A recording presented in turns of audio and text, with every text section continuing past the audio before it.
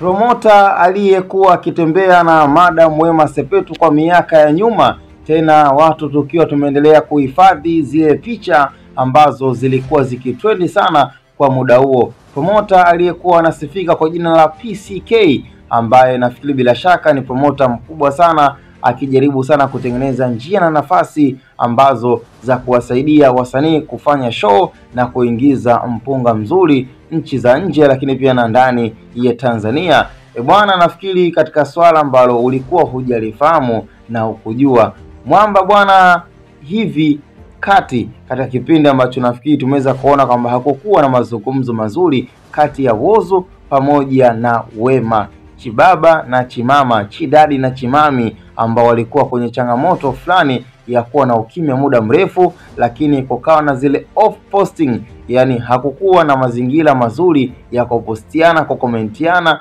ama maisha mengine kuendelea. Sababu kubwa ambayo ulikuwa hujui na pengine ningetamani kukujuza na nikufahamishe tu kwamba aliyechangia na aliyeweza kuonekana kabisa kwamba ameweka nguvu ya kufanya mpaka mwisho siku akajikuta waliweza kuingia kwenye ugomvi, basi ni promota huyo ambaye kwa miaka ya nyuma, ina maana kwa sasa ni ex wake Wema Sepetu, na anafahamu kwamba Wema kwa sasa yupo kwenye penzi zito, penzi paja na Whozu, lakini mwisho siku akatumia kile cheo kwa kuwa yeye ni ex wa Wema, na tayari pia hadi picha zao zilishawahi kutrendi na zilishawahi pia kuonekana kabisa kwamba ni watu ambao walikuwa wakipendana, basi akaamua kutumia kama ndo njia na fimbo ya kutaka kumuumiza Whozu, tena huku akiwa kama anaonekana kutengeneza mazingira ya kumsumbua Wema na kutaka kupasha makabichi. Yani kiuhalisia mwamba alikuwa anataka aendeleze lile penzi la siri kwa siri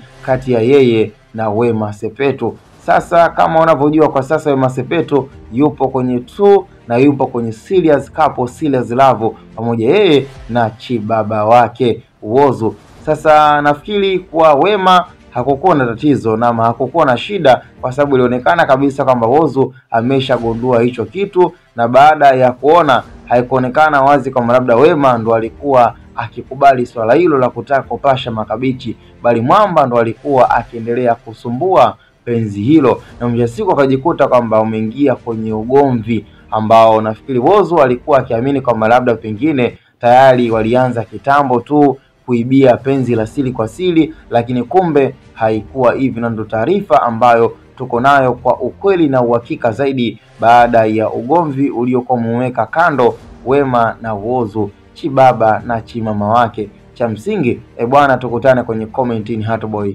Media.